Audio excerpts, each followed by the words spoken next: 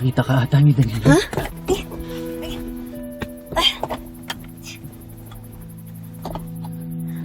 Anak, dito ko lang siya nakita.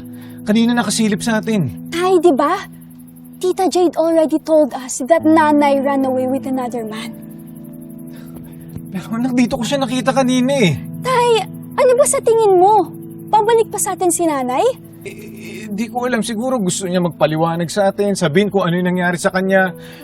O baka nagbago yung isip niya, gusto niya bumalik sa atin, mabuo ulit yung pamilya natin. Baka ganun, di ba? Tay, maasa ka pa rin ba? Oo. Hindi ko, ewan ko. Kasi hanggat hindi ko siya nakakaharap, hindi ko naririnig yung mga sagot sa mga tanong ko, hindi ako matatahimik, anak.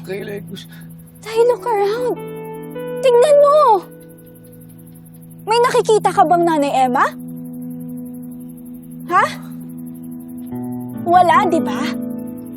Hindi na siya bumalik. At hindi na siya babalik, Tay. Anak. Tay! Tay, please, tama naman na. Tingnan niyo, oh. Sinasaktan niyo lang yung sarili niyo.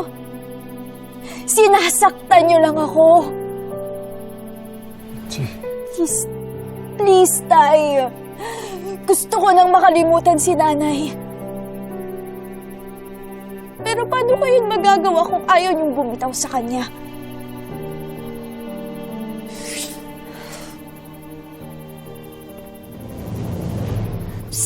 Bakit di ba tayo umaalis? Emma, pag ini-start ko to, mahalata tayo ni Danilo. Magtago ka lang dyan. Huwag kang gagalaw.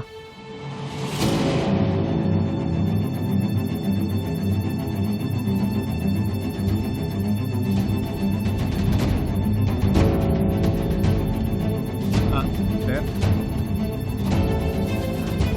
Ano yan, Brad? Sir, may babae lang ako hinahanap. May nakita po ba kayo dito sa labas?